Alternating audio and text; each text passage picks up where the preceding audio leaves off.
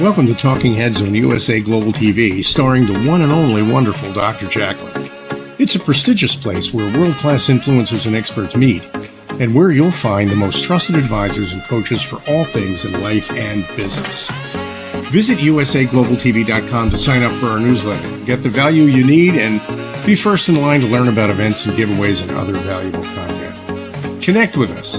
Email Dr. Jacqueline at usaglobaltv.com to talk about how you can become part of USA Global TV. That's USA Global TV, where the doctor is always in. Hello, everybody. Welcome back to World Jenny's Day and USA Global TV. And what a day we've had.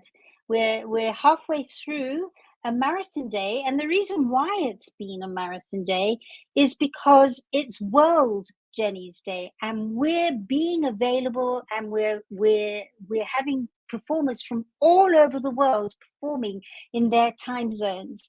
So it's made it an elongated day.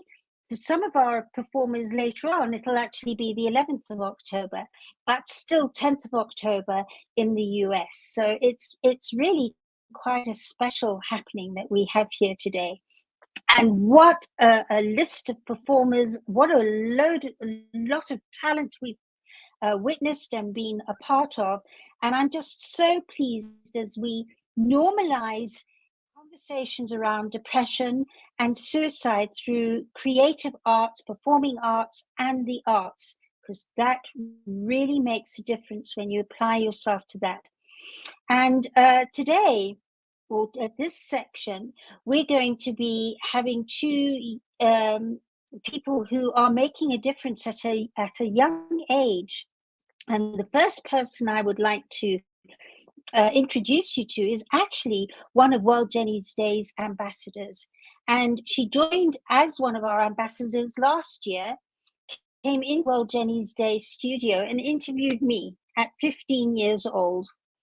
And inspiring Vanessa Sam, actually, I mean, she's achieved so much from a young age, public speaking from about 8 years old. And last year, I think it was last year, she got the Diane Award here in UK. Such an exceptionally talented girl, but what a lovely personality and fabulous soul. Inspiring Vanessa Sam, come and join us up on the stage. Welcome. Hello, thank you so much for having me. Hello, darling. It's just so lovely to see you again. It's been far too long. I know. I'm just so pleased. I'm just so pleased that you're with us today. So I just wanted you to give a bit of background on what got you into doing what you do from such a young age. How did that lead? How did you get led to be there?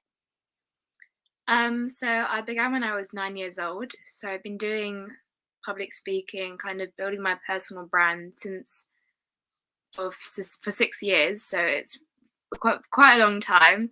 I've kind of grown up doing this pretty much. So it's just been a massive part of my life, really. But I kind of discovered that I wanted to be a speaker, or that I wanted to use my voice to help people, was when I attended an inspirational event. And one of the speakers that I was following on social media at the time, and he invited me to speak up on stage. And me at 9 years old, I was very concerned, definitely a very different point of confidence and openness compared to now. So my first reaction was not to go on. But thankfully, something told me, my mum gave me those encouraging words to go and do it. And yeah, I guess you could just say it was just a big realization that this is something that I'd wanted to do. And I always knew that I could talk about a lot of things and I could talk to people, but I didn't think about putting it to a good use, so to speak. But I always knew that I wanted to help people. So when 2 and 2 came together, I realized it's something that I wanted to do. So yeah, ever since then, I've just decided to pursue speaking, presenting, acting, speaking, whatever it is. Yeah, it's been a wild journey, but I'm very grateful. You know, Vanessa, one of the things that really impresses me about you is your naturalness. You've just got a lovely natural way about you, and I often wonder how do you find that. I mean, with you being natural, I'm sure it's easier, but is it difficult at school when you're kind of on celebrity status? Do you find that affects your friendships, or what happens at school with you being like that? Um, I currently am in year 12, so I've been at like basically sixth form at college for almost half a term now. It's our last week before we go into half term. Um, but I'm still staying in the same school that I started when I was in year 10, so it hasn't been too much of a big change. But when I was like in primary school, it was very difficult. Well, not difficult, I'd say, because I did a few assemblies at my school, kind of explaining what I did, which was very nerve-wracking, but at the same time, I did get a lot of support. But I think someone in my class began to put like these nasty comments on my channel at the time. So I ended up going through this really big, rough patch when I was a lot younger. I'd be coming home after school crying into my mom's arms, like, I don't know why people don't like me. If I'm helping people, why can't you like me back, sort of thing. But I think that was also a big lesson for me at that time, that you can do the best things in the world. You can help people as much as you can, but people just either don't want to accept help. People who don't want help can't be helped. And also, I think not everyone's going to support you in your journey, and that's okay. It's okay to not be understood all the time, you know. It's as long as you understand yourself and why you're doing what you're doing.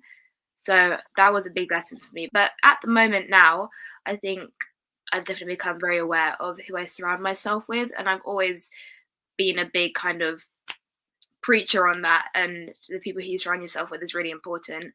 But yeah, my friendship group at school, they're all very supportive.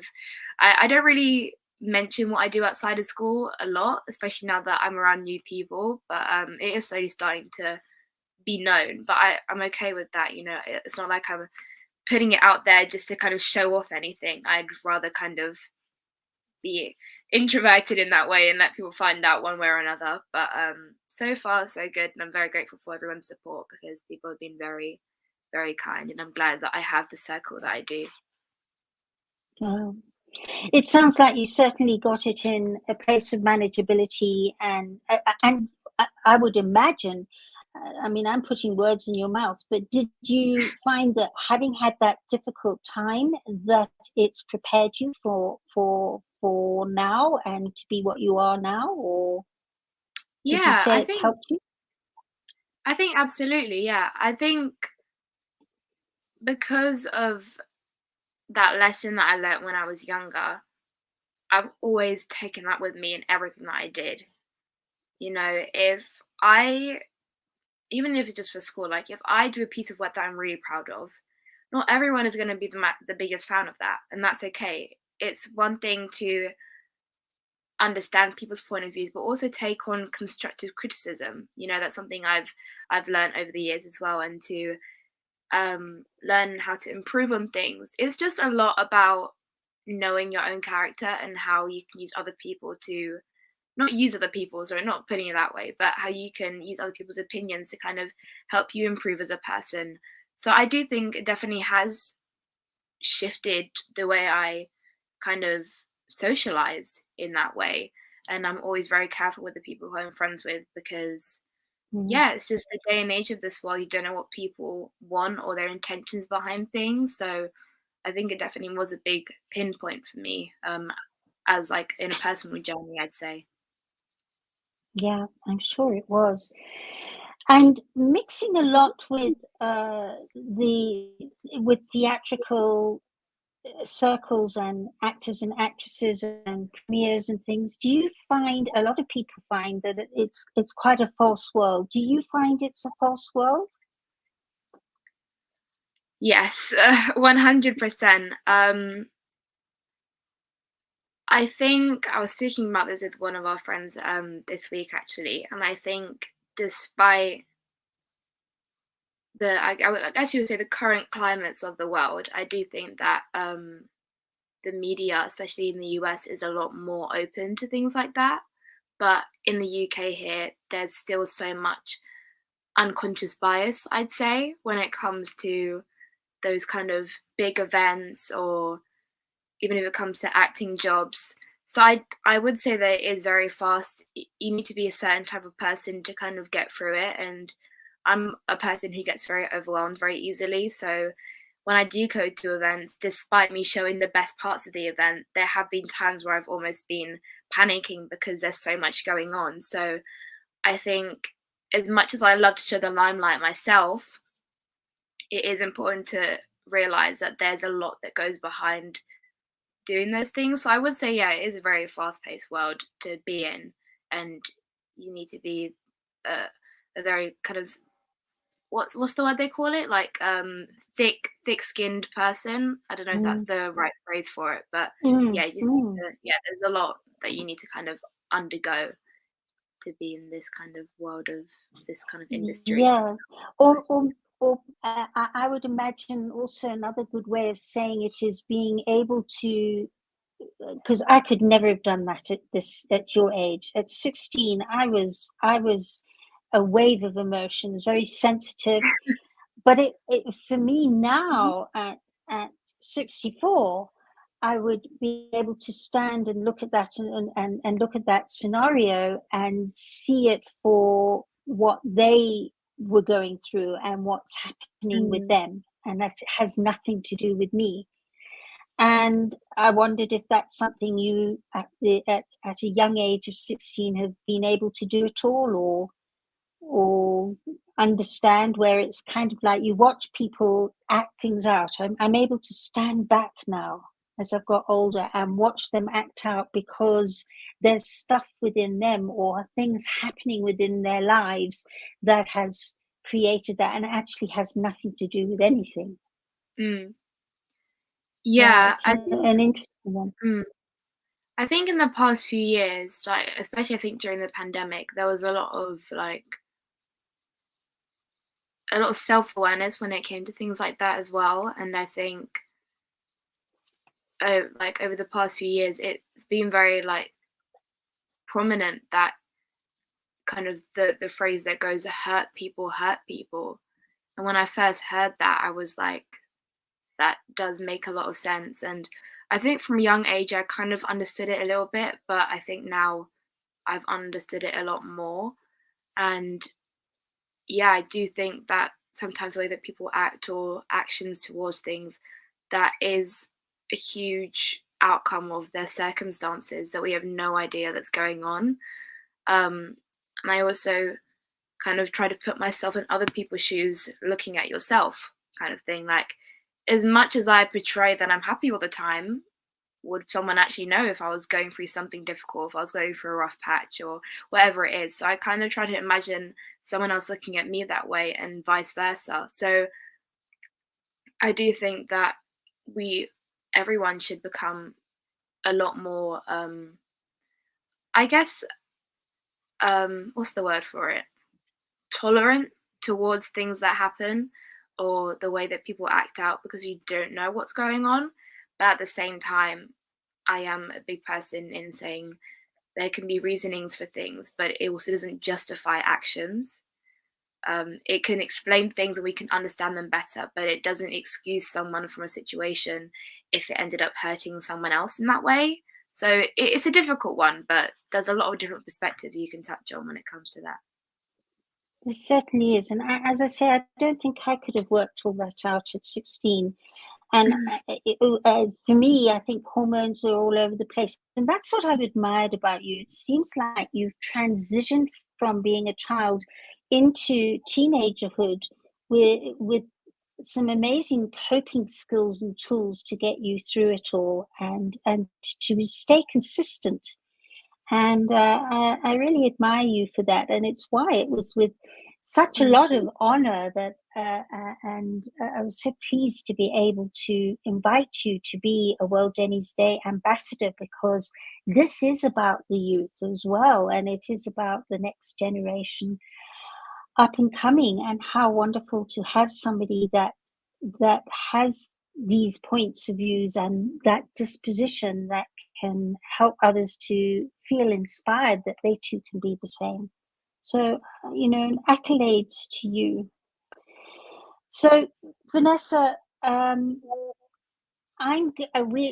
guest. We have 15-year-old Phoenix Haddon to join us, and I'm not quite sure what's happened to her. She's coming through to sing for us and then be interviewed by you, but I think something must have happened since then. So I thought what I'd do is talk a little bit about the theatrical production insight that we put on 3-4 years ago. And I talked about this a little bit earlier, quite a lot earlier, because we've been going quite a few hours now, how after I lost my daughter Jen to suicide, I went to a very dark place and wondered how I could ever get out of it. And I was walking mindlessly along a street and trying to cross the road, and did cross the road, but it was amazing I didn't get hit. And about halfway, at the halfway mark, I realized that I had forgotten I had choice, and that I didn't need to be the mother who'd lost a daughter to suicide. And I got to the other side and realized that actually I could do something about it. And although that was part of my life, it wasn't the part of my life. And that's when I started searching and researching and studying for new accurate skills and tools to get moving with. And haven't looked back, really. And 4 years ago, we put on a theatrical production on depression, suicide, and the solutions to that, and we depicted that into a dance, a contemporary piece of dance with my voiceover and music. One of the other things that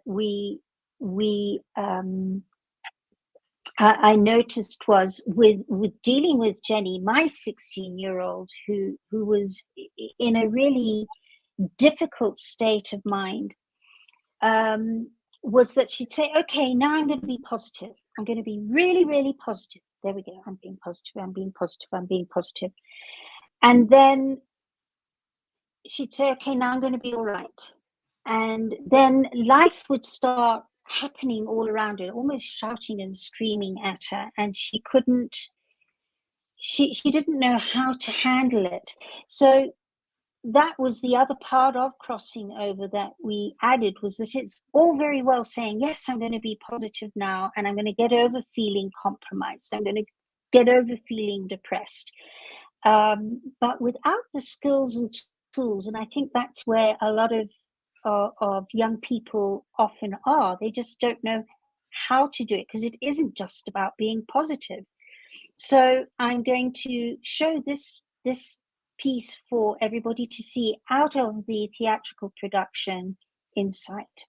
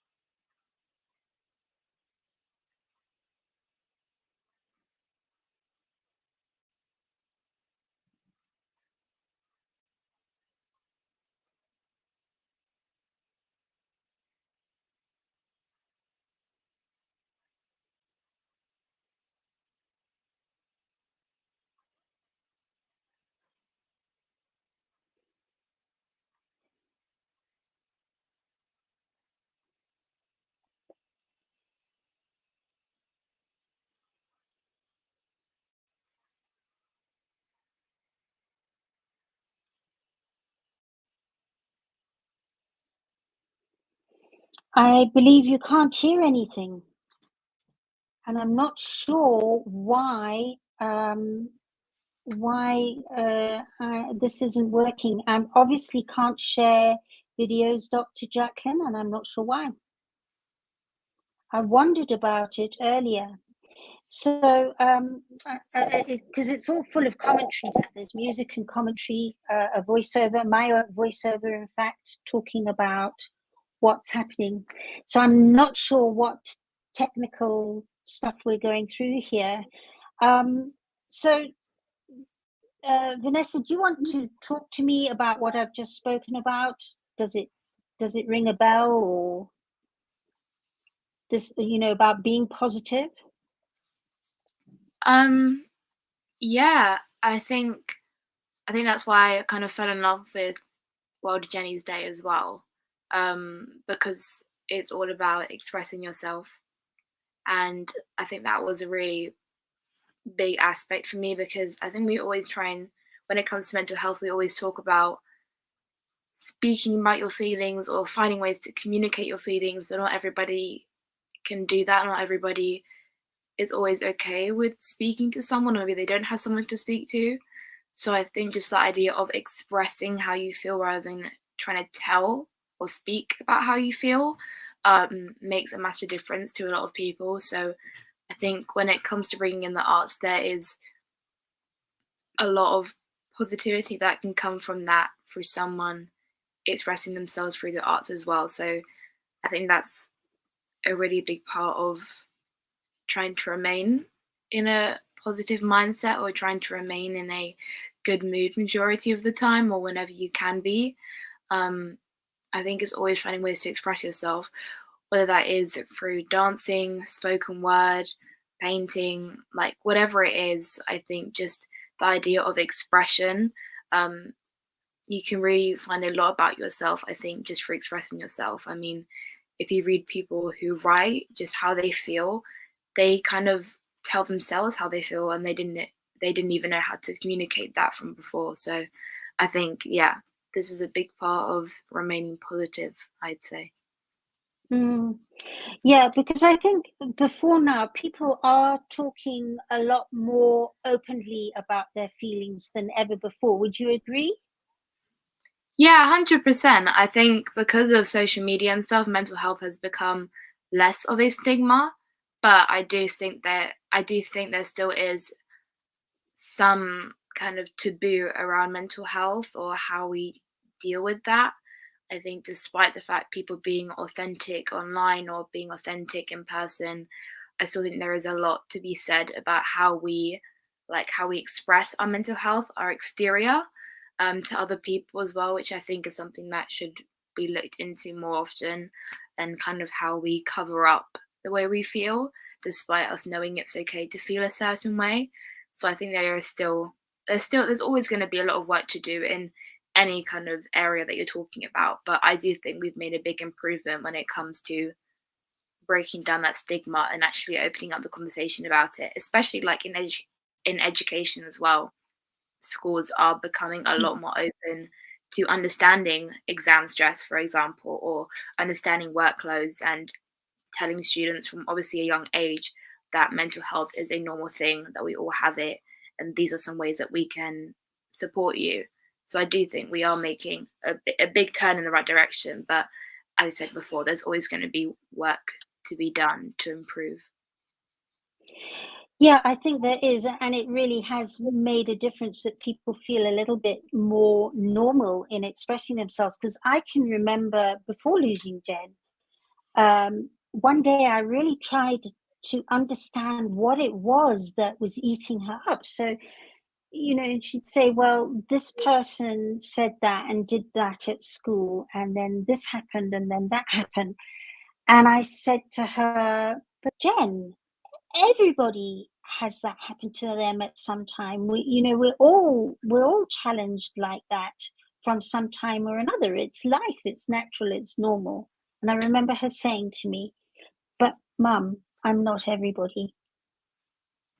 And I think that's the thing, is that there's quite often this general tarring of the brushes that this is what you should do and ought to be, and It's abnormal if you're just not going to accept that that's life. And I've noticed this in a lot of my work that I do, that there's that expectation that you've got to be something because society dictates that whatever you're dealing with isn't that big of a deal. And I've seen this time and time again. I don't know if you've come across it with friends or for you yourself. I mean, we've already discussed what an amazingly balanced young lady you are. Not that I'm saying other people aren't balanced, but some of us have more coping skills than others. And that's what I have noticed. And I had hoped that just by our sharing this today, would help others who have felt that they're not understood and they're feeling isolated and alone, that there is a way to step forward and deal with how you're feeling without having to be different. And that's one of the things I've found a lot of. So, Vanessa, I'm not sure what's happened to Phoenix, dear Phoenix. And I think we're going to move on. And unless there's something you would like to ask or add to what we've been saying. Yeah, I mean, I think, especially when you were saying that we aren't all people and that everyone is individual, as much as we all experience mental health is different to every single person, and the way they deal with it and the way they experience it is all very different as well. And I think when it does come to telling someone, do these 3 things and you'll be happy, that doesn't work on everyone, because not everyone is the same, of course. So I do think that anyone who does feel like something's not working for them, even though it's meant to be working for them, honestly, I'm telling you that your feelings are completely valid. And I think a big thing is validating yourself instead of waiting for somebody else to validate the way that you feel, or giving someone the power to invalidate the way you feel, to tell them, for someone to tell you that you shouldn't feel this way, or it's overreacting, or everyone goes through this, or whatever it is. I think going on that journey to learn how to validate yourself and be proud of yourself for getting this far, or for doing any simple task, I think that's really where the massive change comes in, because I think we rely so much on other people's opinions when our own opinion of ourselves matters the most, and it's the first thing that should matter the most. So I do think that my biggest thing to say to people is to learn to self-validate. It's a journey that I'm going on, and I am encouraging you to go on as well. And I think self-validation is a massive thing that will hopefully put you in put a step in the right direction. So yeah, I'm just thankful to be here. You can find me on all social media platforms if you ever want to speak to me, ask any questions, or even if you just want to express the way you feel, vent, whatever it is. If you need advice, it is Inspiring Vanessa everywhere. Yeah, absolutely. Vanessa, as always, I mean, I love how the tables have turned. Last year, you were interviewing me at World Jenny's Day, and what an amazing job you did of it as well. I mean, everybody was saying the highlight of last year's World Jenny's Day was your interview, and at the age of 15. The way you presented your questions and responded to them was exceptional. So now the tables have turned, and it's been my turn inadvertently. No, I'm the one in the chair. I'm the one in the chair now. And yeah, just always, it's a delight to have you as a World Jenny's Day ambassador, representing the youth for World Jenny's Day. Can't wait. We've got big plans for World Jenny's Day next year, and I can't wait to sit down and talk them with you and see where we can synergize again, because you truly are an inspiration to teenagers, that for whoever might be feeling challenged, it's kind of like when they see somebody like you, it's things can become entirely possible instead of impossible. And thank you for your time today, and just love you loads. Thank you so much for having me, and thank you to all of you guys who are watching. Okay, thank you. Right, so Dr. Jacqueline, I'm going to ask you to come back again, if you wouldn't mind. I don't know if you're there or not, maybe not. We're having great fun here. We're missing one of our singers, and so we've got a little bit of time on our hands. And I thought perhaps what we would do is, and especially as I'm having a technical problem too, suddenly all the technical sides come to a head. I wondered if you would like to ask any questions, and we'll do an Ask Janetta session again, or anybody in the audience, whilst we move into our very special guest and Helena arriving. Oh, here's Phoenix. Yes, I was going to say Phoenix is trying to get in, and I just sent Phoenix the link. So Phoenix is here. Welcome, Phoenix. Well, there we go. Phoenix, hello, sweetheart. Okay, welcome. What an amazing thing for our listeners and our audience today. Phoenix is 15 years old, and she was going to be interviewed by Vanessa, who's just popped off now, who is 16 years old.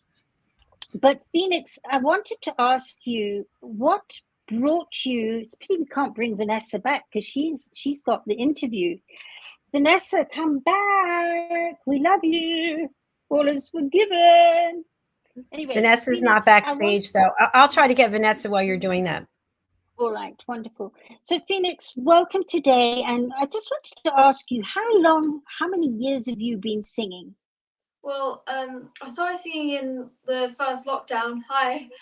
I started singing in the first lockdown when just after we started lockdown, because one of my favourite singers at the time was writing a song and she wanted her fans to be in it. So I auditioned to be in it. I didn't get in, but it sort of started me singing, and I started singing lessons in June, July that year, and yeah, I'm still doing singing lessons. So Wow. Okay, so Vanessa, Phoenix, welcome. Handing over to you. I'm stepping down backstage. Ta-da. Hi Phoenix, it's lovely to meet you. Nice to meet you.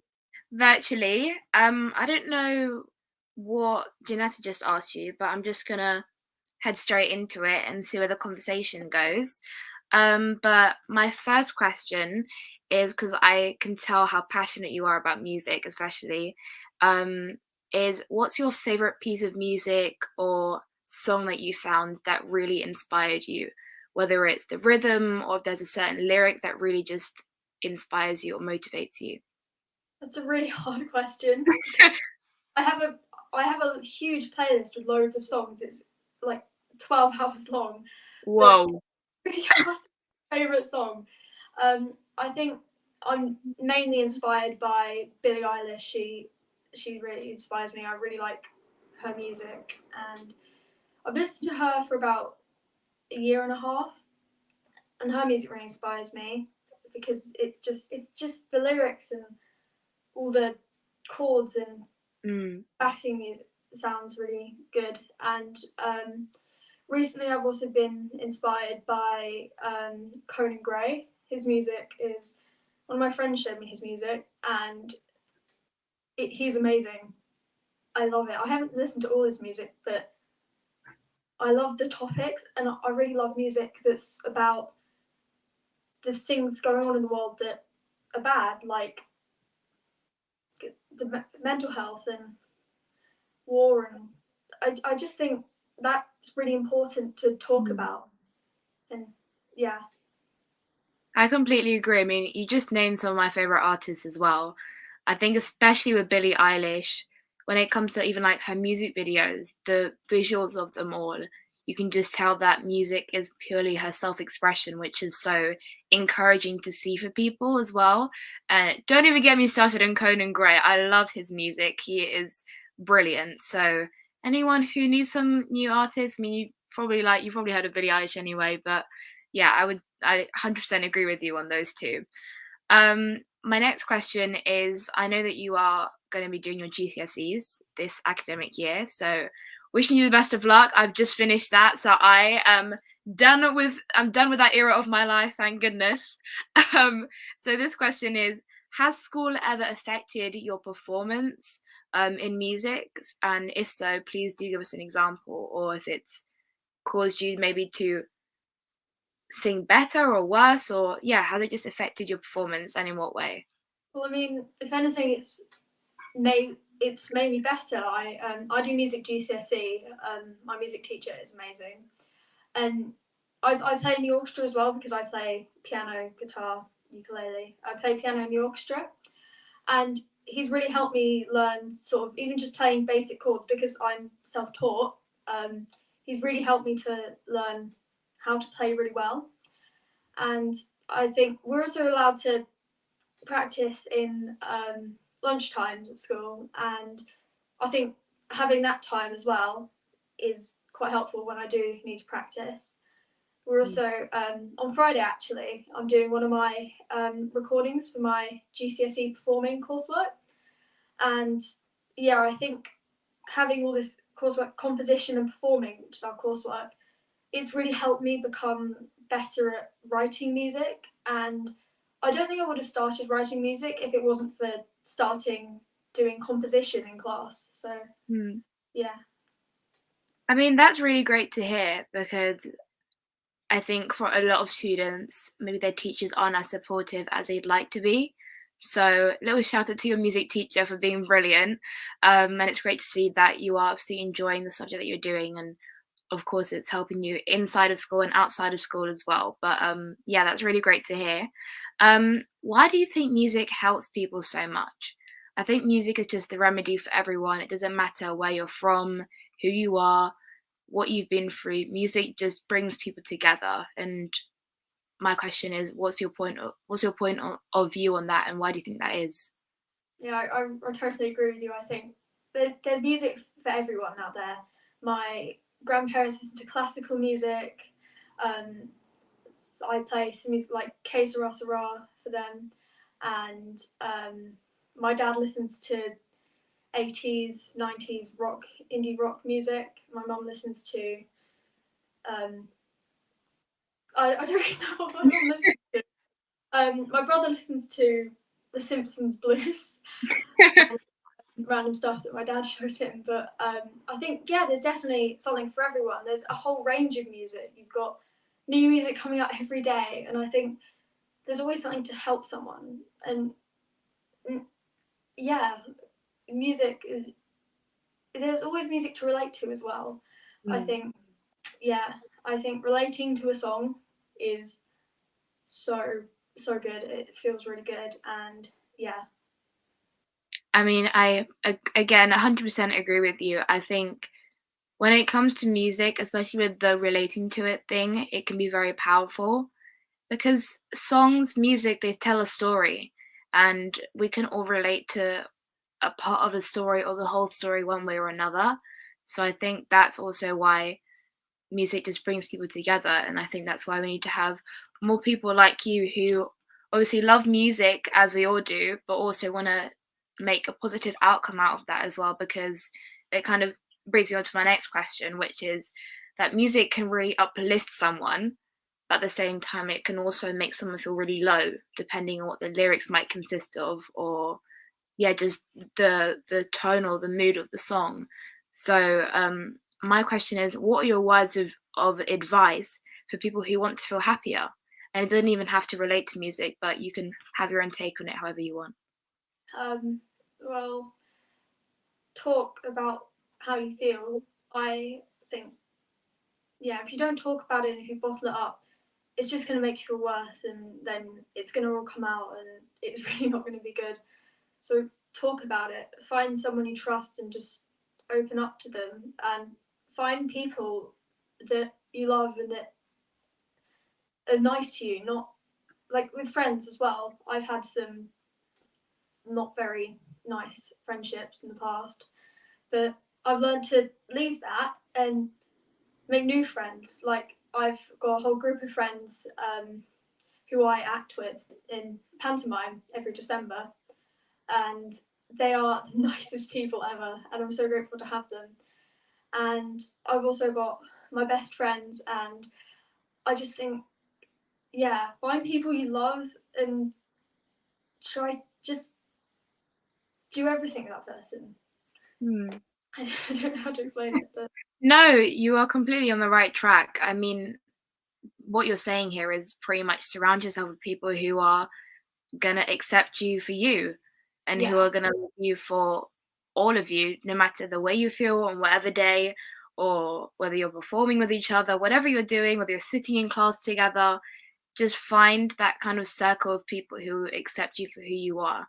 Because I think, especially in today's day and age, in this society, we are always trying to change ourselves and modify ourselves to be desirable, or to be friends with someone, or just to appear likable in that way. So I think you've made a very, very valid point there, that your kind of circle of people, it's very important, because they can take you out of some very difficult times. Absolutely. So I do agree with you on that one. Surrounding yourself with good people is very, very important as well, or anyone really.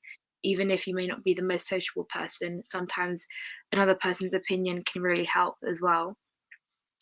Moving on to my next question is, what are your favorite ways of expressing yourself, expressing your emotions, other than music? well, I was going to say music, but I also act as well. I do. Yeah, as I said, I'm in a pantomime, and I think panto is amazing to be in. If you have the opportunity to be in it and you like acting, go for it, because everyone's so nice and you just get to have fun. It's not really serious. Like I've been in performances like Jane Eyre, which was really fun, but I think with panto you get to let yourself go and yeah, have a fun time. And I also, this is really weird, but I think maths also really helps. I just really like algebra. I But mean, wow.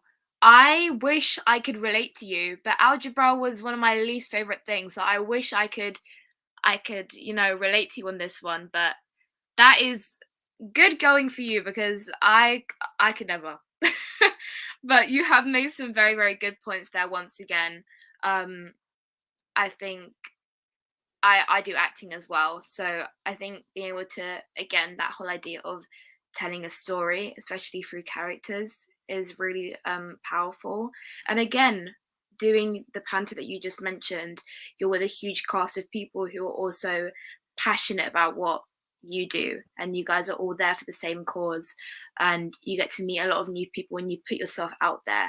So for anyone who is watching right now and they're trying to find some sort of way to express the way they're feeling, whether they're feeling really happy or they're feeling low, or if they're getting frustrated about something, find a way, just try different things that you can express yourself and figure out which one really works with you. Because once you can find that, so many opportunities come out of that to grow yourself and to learn about yourself, especially.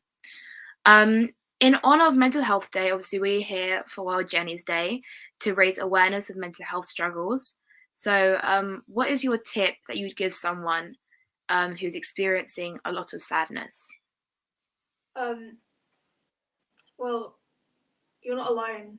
You're not you're not alone in the fight. There's so many people that are willing to help you, and I just think talk to them, talk about it, you don't want to be stuck in a hole that you can't escape because you're too scared to tell someone how you feel.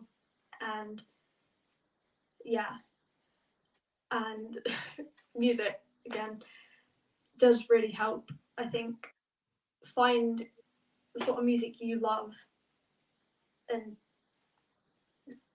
you can listen to that. Don't let anyone say, oh, you can't listen to this, you've got to listen to Ed Sheeran or something. And yeah, just be yourself as well. Always being yourself is very important. So yeah. Yeah, staying true to who you are is the most important thing. Absolutely. But that was all my questions. But thank you so much. You did brilliant. I'm feeling very inspired. I want to go sing a song, even though I can't sing. So thank you for that. Vanessa, thank you for hopping back and Of for course. that inspiring Vanessa interview. And Phoenix, we would love you to do your song. Over to you. This is a song I wrote called A Million Yesterdays Ago. So yeah, here it is.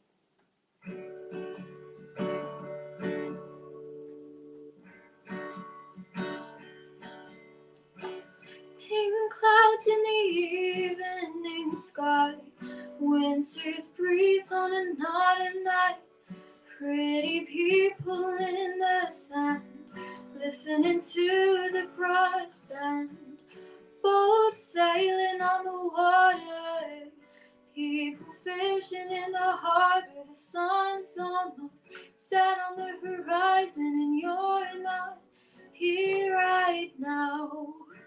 A million yesterdays ago, you were sitting by the shoreline with me. We were eating ice cream and talking nicely while we listened to the waves. A million yesterdays ago, I didn't have to miss you like I do now, because you used to be with me, but now you're gone.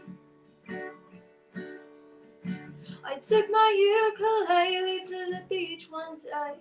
I played your favorite song to the people in the bay.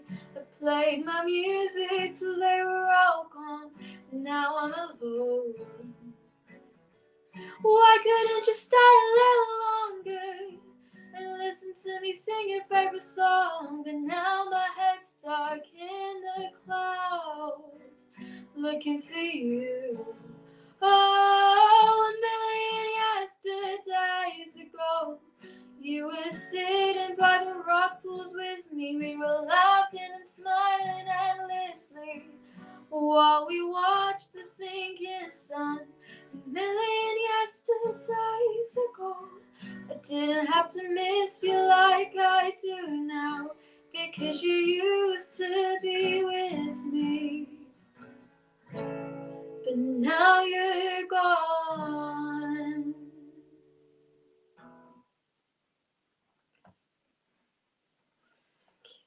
Thank you. Wonderful.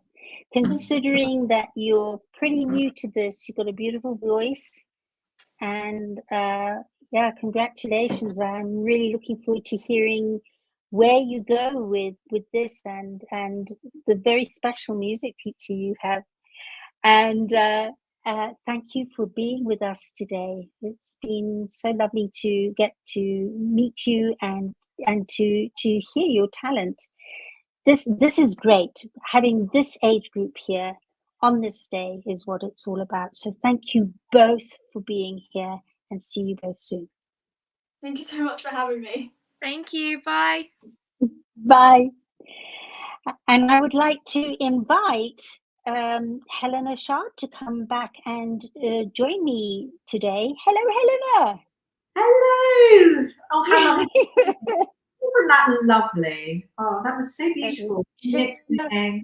Inspiring Vanessa. Voice. I can see, and I can see why she likes Billie Eilish so much. She's going to go far. And Vanessa, well, she always blows me away. She for 16 years old. Yeah, She's Amazing very, lady. So yeah, very good. Very inspiring, all of it. So thank you. So here we yeah. are. What a great this has been such a great run, Janetta. How are you feeling? Are you good? I'm fine. I don't know about Dr. Jacqueline because I think she's been there non-stop. I've taken an hour out, but I'm good. I've got a second wind. I was beginning to fall off my chair a little bit, but Oh. we're here. It's been very entertaining. But, It's been it's been a special day, and we've still got some amazing things, including right now. And I would love to hand the baton over to you, Helena, and introduce our very special next guest. Goodness me. Our next guest is full of fizz, I would say. Incredibly talented, probably one of the most talented people I know. She trained in Hamburg with the best. She's a fabulous singer, predominantly opera singer, but she's so good she can sing any genre of music. And she doesn't need a mic, which is amazing. There's a lot more to her as well. I mean, she has an album out, Somebody Loves Me, Gershwin, with James Pearson. And I mean, also, I think something she's very, very passionate, as we are all, about mental health wellness, and very interested in how we can improve certain situations with young adults. So I am very excited to welcome the one and only fabulous Frederica Krum. What an introduction. Well, thank you. Thank you for having me, both of you, on a special and emotional day. And yes, we all talk about it, but there are so many who actually live the mental health struggle. And I'm sure we all have sort of people who don't officially have mental health. We all have our lows. And it is so easy for us to think, oh gosh, yeah, just get out from the sofa, the sun's shining outside, let's just go for a walk and you'll feel better. It's just not how it works. It really isn't. And however well meant a lot of these sentences are, and said day in and out by parents who try to do their very best to help their children or friends who are struggling, it's actually not helping. It's almost, one just really has to listen and understand. And sometimes you feel so low when you have depression or whatever other struggles that you actually can't even choose which socks to put on to go outside. Just the thought of it, you just curl up in bed, sleep through 3 days, and you sort of have the chance to emerge. But you need that sort of time out and seclusion. And of course, if you're not on medication or you're not at that stage where you did seek help, you can't feel that there's the sun above the clouds. It really feels like there will never be a cloud. Gone. You're constantly underneath. And that is so tiring and overwhelming and scary. So I think it's just important that we listen how our friends around us feel and reach out a hand, but don't lecture or assume we know how they feel, because it is really can be very desperate. But I think the most important thing is to give the message out that although this is how they feel, there is a sun above the clouds, and that they, if they can at all times, hang in there, hang on, and wait for the sun to shine through the clouds again, because it will. A beautiful, very deep entrance. I know, thank you. No, it came from the heart, and I love that. And I know you have 2 children. Yeah. And obviously, it comes from a place of, you have a certain years. I have been that parent, and I had to learn the hard way to actually really say, sorry, I really don't understand this, and I really have to make myself knowledge in order to help and support as much as I can. And of course, my own struggles, I have PTSD after a very traumatic assault, and you go through very dark moments.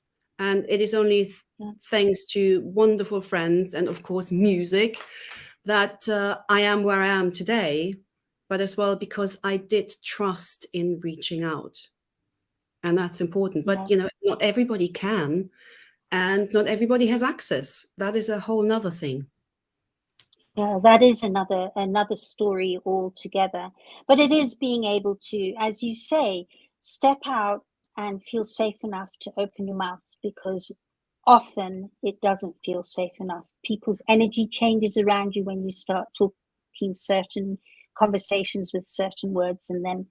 And that is why today is what it is today, because I've seen, having put on the theatrical production Insight, where we use contemporary dance and music and voiceover, how it shifted people's ability to express themselves, because creativity softens the conversation and bridges that difficult, and that's why we're so inspired to have you here today, Frederica. Thank you so much for being with us here on World Jenny's Day.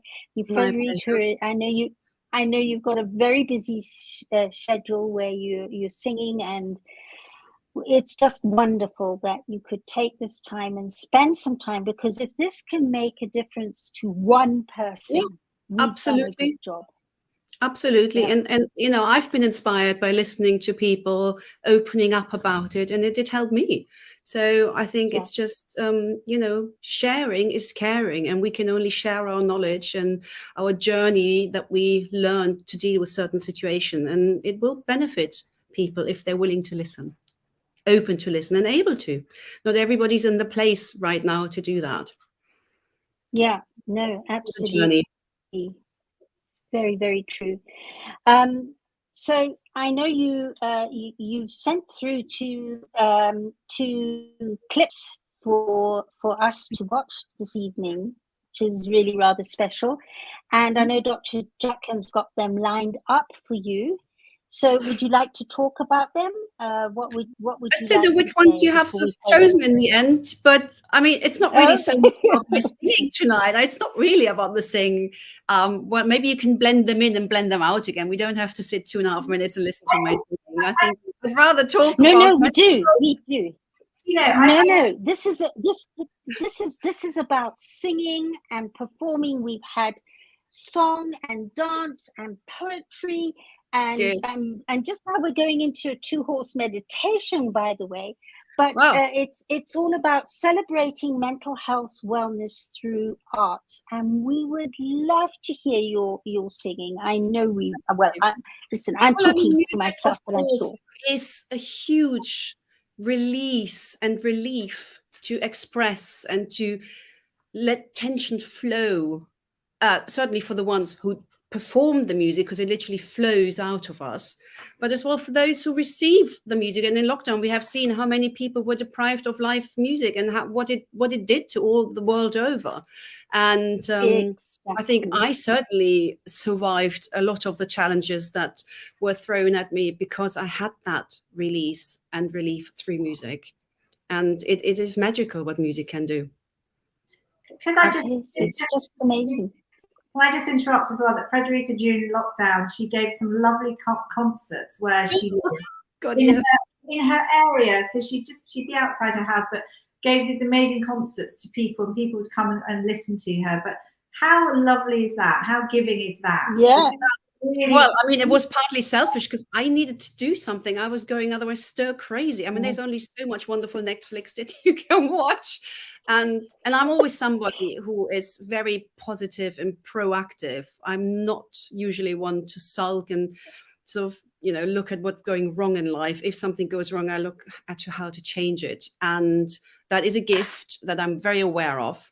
And it can be sometimes overbearing for my poor children when I always see the positive. But it did help me big time. And that's why I went outside my front garden and did sing, because it did help me. And in the end, everybody else was enjoying them too. So I spread a little bit of joy during lockdown. Obvious. And I know that you have a great rapport with the Chelsea pensioners.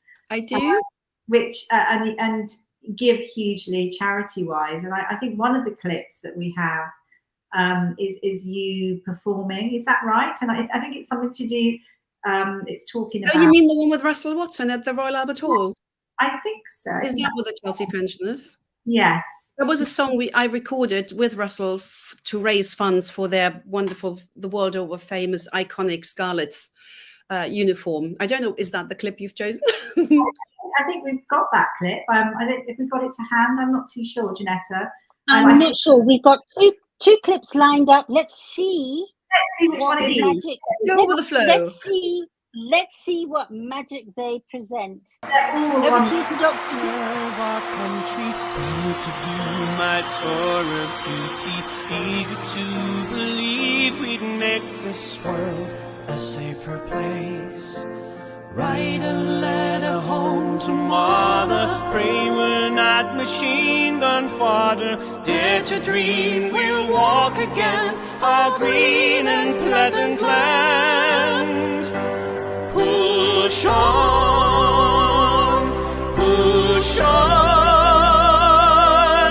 with the faith that I believe in and the strength to carry on. Push on,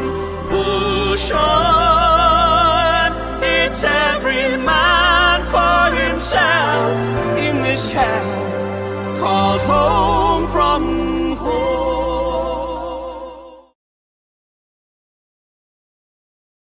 That was so lovely. I didn't want That to was indeed the one. It's interesting listening to the lyrics again. I mean, it's called Home from Home, but the lyrics are sort of, it's for obviously the mental struggle and challenges that soldiers have when they're on tour. And the lyrics were sort of push on. And, you know, depression, I have learned, is the curse of the strong, as many call it as well, because a lot of people who easily just give up and don't push themselves and just, it's too complicated, they don't reach that sort of exhaustion that very often, if you keep pushing and ask all these exceptional things from yourself and are a perfectionist and constantly beat yourself up over not having done this or that correctly, you are powering yourself out, and exhaustion and depression and all of those dark thoughts can creep in much easier because you're never content with what you do. You're always asking yourself to do more.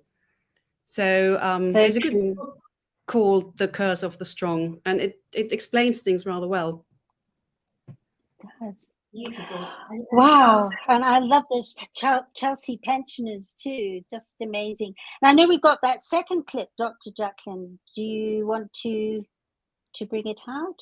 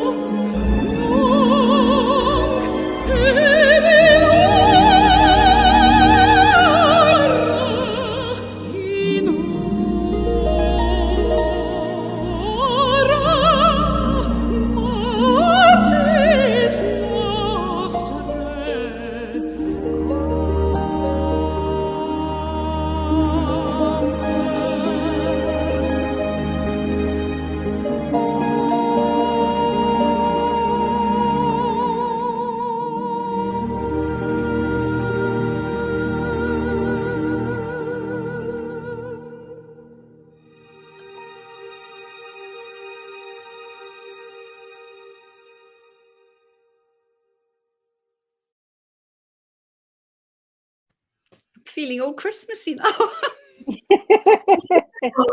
They love, is that Schubert, isn't it? That was the one from Bach Gounod, actually. Oh, is it? Okay. Absolutely. And funny enough, that I recorded for a fundraising carol concert from North of Robbins, which is an amazing charity that raises funds for music therapy because of the incredible healing power that, of course, music has, reaching children or anybody in particular who has such an illness that you are not able to communicate with the outside world. You're kind of trapped in your body. You haven't got speech. You haven't got the brain capacity to actually communicate. So suddenly with music, they start to open up. They start to interact. They start to clap. They start to hum. They can't even speak, but it's unbelievable what you see, what music can do to reach people. I mean, people in coma suddenly react or even wake up through music. It's magical what music can do. It really is. And their work from North Robbins is incredible. Wow. You know, Frederica, it's just your voice alone. I could sit and listen and it would change me if I got home to a bad day. So thank you. Thank you so much for sharing your time and your music with us and your thoughts and your advice, because as I say, it's had the capacity to help one, if not many. And Helena, thank you too for coming back again. This is the third time. Thank you for your love and support and belief in this day, because I do believe what we've done already today has been just amazing. And I couldn't have done it without this whole team that's going on behind us. So Frederica, thank you. I look forward to meeting you again. Pleasure. Likewise, absolutely. And amazing work that you're doing. It's really important, and that we will do this together, and that they know they're not alone and they're heard and loved. Yes. Love. Absolutely. Thank you. Thank you so much. My pleasure. All right. Thank you. Bye. So Bye. Helena, we're going to be bringing Red O'Loughlin up. Red, would you like to come up now? And welcomes. Thank you so much for being with us today. This is wonderful. I'm so honored, Janetta, that you thought to invite me today. So appreciate it. Thank you very much. I'm just as honored that you accepted, and you have no idea what it has meant to me and us as a team to have you here to co-host. For our viewers and listeners, Red is part of the USA Global TV team, and he co-hosts a show with Dr. Jacqueline, and I think you're also Talking Head, aren't you? I am also. That is correct. Yes. So Talking Head and a fabulous publisher. So we're just delighted to have you with us today. And of course, what we've got here, and I know she's needing to get going to work. She's very specially booked this slot today early so she can get to work. We're going right over to New Zealand, to Fiona Mead today. And she's doing a 2-horse meditation with us. So Fiona, welcome. Hi, wonderful to be here, and a warm but cool morning welcome from New Zealand. Thank you for having me on the show. I just am thrilled to be here. And my horses have already started the meditation. But I'd just like to pick up on what Frederica was saying about how music is healing. And I think in the future, medicine will actually be based on vibrational medicine, which includes colour and sound. So I feel blessed to be here, and I would like to hold space for everyone to bring some heart and mind cohesion. So the Heart Math Foundation has shown that when we bring cohesion between our brain and our hearts, that we sink into a harmonious vibration, and in doing so, our body then can undergo relaxation and healing, and find that that gentle space where we can nurture and actually hear our heart and open to our own unique and individual blessings that we need to be sharing with the rest of the world.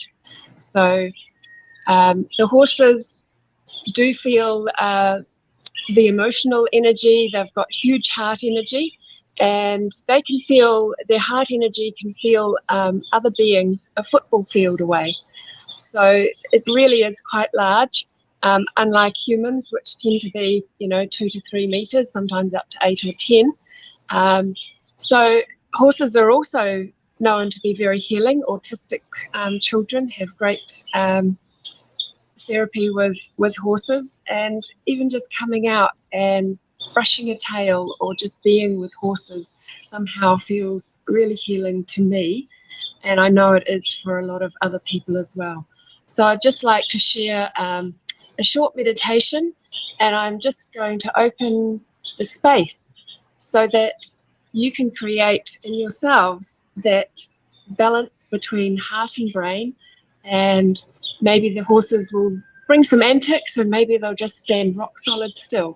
It's always interesting to find what they do each day, and it can be quite different. I did bring everyone a present.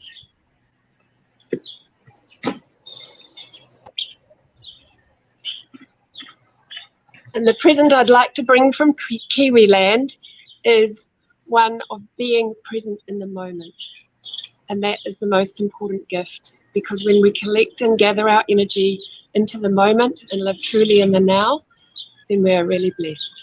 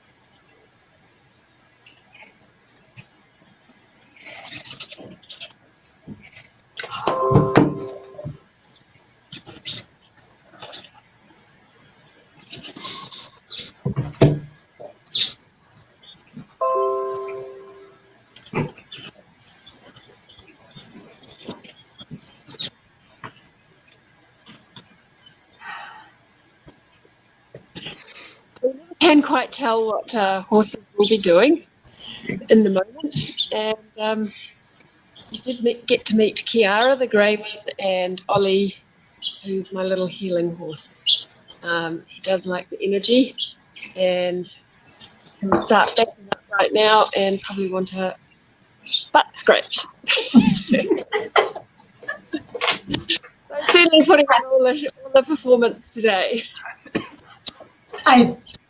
Honestly, Fiona, I find that amazing.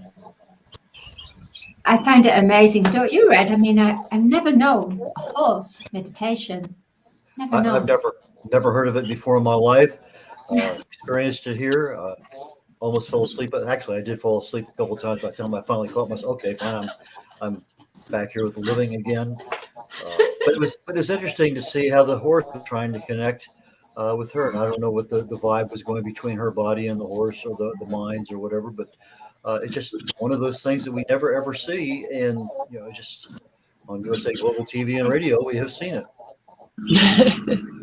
Yeah, I mean, what was going on, Fiona, with Ollie, your favorite horse, Ollie, the healing horse? As you were going into a meditative state, do you connect? What part do you connect with the horse? Is it? I'm not understanding. At the beginning, I actually felt everybody's heart energy. My heart energy was expanding. I was opening my heart, and then the horses tend to like to come into that space. I've had a Hong Kong thoroughbred who was very difficult to halter, and after 2 sessions of meditation, he just let me halter him. I wasn't chasing him around a pen or trying to connect with him at that sort of, they call it the meet-up, or joining up, sorry, and he just changed because I held space that they are used to being in, because that's their natural space, and it's actually all of our natural space to be in that calm energy. And we just get so caught up in life and all the external parts of life. He's now stretching his leg into me. And it's just lovely to come back to that quietness and come home into your own body and feel at home in your body. I sat for 3 years on a couch in deep depression, and eventually I just said to myself one day, I said, I don't want to be like this for the rest of my life. This is a waste of life. And it took probably another year or two to keep closing the door on those demons that were literally luring me down certain pathways. And when they would come up, I would simply say, no, I close that door. I don't want to go down there. Because once you open the door and you go a certain way down into that cycle, you have to follow the whole train track. And it will, you'll be a train wreck. And it's only through that, and it strengthened my mind to have the resolve to not open certain doors that my mind was prompting me to go into. So, after coming out of it, I bless it and I thank it for being in my life, for making me a stronger person. But at the time, it is really hard, very hard. And so I would like to extend one day a week, one evening probably, New Zealand time, that if anyone does want to join me through my Facebook page, sometimes even if you can't get out with the horses, you're welcome to come and meditate with me. So as a continuation from this wonderful journey with you, Janetta, and everyone here, it's just some way to keep the energy flowing and to keep everyone's spirit alive, and saying that we can make the change in the world that needs to happen and that is happening right now. Thank you. I love it. Thank you so much, Fiona. Thanks, Fiona. And I believe you're going off to work now and in a calm state of mind. Yes, and it will be a lovely day. Thank you. Oh, have a wonderful one, and big hugs or gentle hugs to those 2 beings behind you. Awesome. Thank you so much. Blessings to everyone. Thanks, Fiona. Before I step off and hand over to these 2 wonderful co-hosts, I wanted to introduce our listeners and audience to Sam. Sam, welcome. We had I decided to do it later rather than earlier when you started drawing. And to introduce Sam's backstory a little bit in terms of her and World Jenny's Day, Sam came in last year for World Jenny's Day, and drew it for us, and it's on our website for last year. Drew the day. But we were fortunate, it was a Sunday, so you could be there for the day, and it was amazing. You and Patty Dobrovolsky drew the whole day. We've got the whole day drawn. And Sam, I'm going to just quickly, if you would like to just quickly explain what you've managed to do so far and how long you're with us for today. So thank you for asking me to come back. Really privileged to be part of World Jenny's Day again. So what I've actually been doing is, while everyone's been speaking, I've been backstage. I've been illustrating and capturing the words of what people have been talking about. So you can see here at the top, we've got Federica, and I've just been capturing some of the key words here and just doing some illustrations. Obviously, Fiona now with her amazing horse meditation. And what I plan to do is we've got another 2 sessions. We've got Maxine Ryan and the bee. And at the end of this, it won't be fully finished because obviously it takes a little while to get it all illustrated, but there'll be words and drawings which will capture the main parts of what people are speaking about on the slots that I'm involved in. Well, what we call this is graphic recording or live illustration work. It's wonderful to see it having taken shape so quickly, considering the amount of time you've been here. I can't wait to see the end of it. And I just want to thank you for being here as I hop off and let our 2 capable co-hosts take over and leave you to draw. So I'll see you all just now. Thank you. It's been a while since the 2 of us were on together. What has it been, Madeline? Yes, has it? Very much so. My gosh, the last time was about it was the reunion show, wasn't it? I bet it was. Reunion. I bet it was. For Dr. Jacqueline, USA Global TV. Oh my gosh, yeah. It seems like we're in 2 different spheres, at least 2 different parts of the world anyway. It does, doesn't it? It does. So our next guest, I believe, is Maxine Ryan, jazz singer extraordinaire, based in London. Correct. Can you hear me okay? Yeah, we can. Yeah. We can. And Janetta has been telling us so much about you and about your voice and the way your jazz, your soul tones, your sultry tones. Yeah, we want to hear about you. What would you like to know? Red? Okay. Assume I know nothing about you because I don't. So tell me a little bit about Maxine. Okay. Where'd you grow up? How'd you get involved with music? How did you train your voice to become as sultry as we hear it is? Let the world know a little bit about Maxine today. Okay. So my name's Maxine Ryan. I'm a singer. I sing soul and jazz. And I've been singing for over 20 years. I wouldn't say, I mean, this is just the voice I've been born with. Obviously, I've built it over the years. I first started singing in gospel choirs, and then I progressed into jazz and released some dance tracks. I studied as a mature student at Guildhall. I have a master's in jazz voice from Guildhall, which is a pretty renowned music. It's a conservatoire. I've had the good fortune to have performed at most of London's iconic venues. I work with some wonderful musicians. I've got various ensembles, so we do jazz, soul, bit of funk, disco, dance, and we get booked for all sorts of things like weddings, corporate events, private parties, from anything from a duo up until, an octet, an 8-piece band. And we do that in London and over the UK, and would be willing to go anywhere in the world, dependent on the client.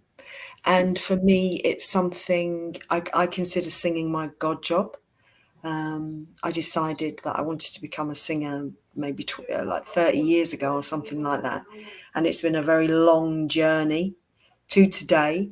I've done lots of inner work on myself. I didn't realise when I decided that I wanted to be a singer that I'd have to do so much work on myself inside, which I've been doing for many, many years, and long may it continue. I'm a work in progress. What I didn't realise is that when I first started standing up in front of people, that I would have to face every single negative self-concept I had about myself. And that's the healing journey. And I think any singer would tell you that, because you have to heal so much emotionally to be able to stand open and be able to be a conduit for music and sound. And in order to do that effectively or in a relaxed manner, have to work through lots of stuff. And I didn't have any idea of any of this when I decided that I wanted to be a singer. So it's been a journey and a half. And I've been blessed. I've had some wonderful gigs. I've had a great education. I work with wonderful musicians. And I've recently released a single actually called Positivity, which is a samba, a beautiful loungy samba. And I wanted to do it this evening, but I couldn't find the backing tracks. I want to do some soul stuff. But that's, you can see that on my Instagram. And that's getting remixed. So hopefully that'll be a wonderful dance track soon, which I'll be able to send out. And my thinking behind that is that I wanted to touch hearts and minds on dance floors as well. I was very involved in the dance scene, like the rave scene or whatnot, many moons ago. And I think when people are dancing, that's, we're open as well to good and bad things. So that's why I thought positivity would be a good thing to maybe do a dance track too. What else? Yeah, I think that's about it. Next question. That's impressive. Absolutely impressive, Maxine. It's, a resume that's, yeah. If you allow me to take, You're right. If you allow me to take you back, if you allow me to take you back just a little bit, you're talking about connecting with the emotional energy that the full body involvement. And it hasn't even been a week since I posted something on Facebook. I can't remember the singer, but she was invited to sing with Elvis Presley. And one of the towards the end of all his engagements, he always did gospel music, and he invited her to, and she's kind of declined. But after she did, she said she just felt this enormous emotional that she had never felt before in her life. It was just something that was void from her. And listening to you, it sounds like that's kind of where your totality of your singing environment came, or actually started that way. Is that a fair assessment? Yeah, I certainly started off and got in gospel choirs and stuff. And also it's safety in numbers, isn't it? I mean, it's a big deal. Well, for me it was. Some other people it might not be, but for me it was to be able to stand up, alone and sing. It's a big deal. You've got to have nerves of steel. You've got to be strong. You've got to, it takes a lot. It really does take a lot. I have so much respect for people, regardless of what they sound like, to get up and sing in front of people live. It's tough. So with regards to gospel choirs, safety in numbers, I've always loved God anyway. And I love singing I love singing all those gospel songs anyway. And there is something about singing chorally. It has been proven that it is good for our health. That is like facts, #facts. Something to do with please forgive me if I do not pronounce this correctly. Is it hemoglobin? The levels shoot up by 200, 300% when human beings sing chorally. It's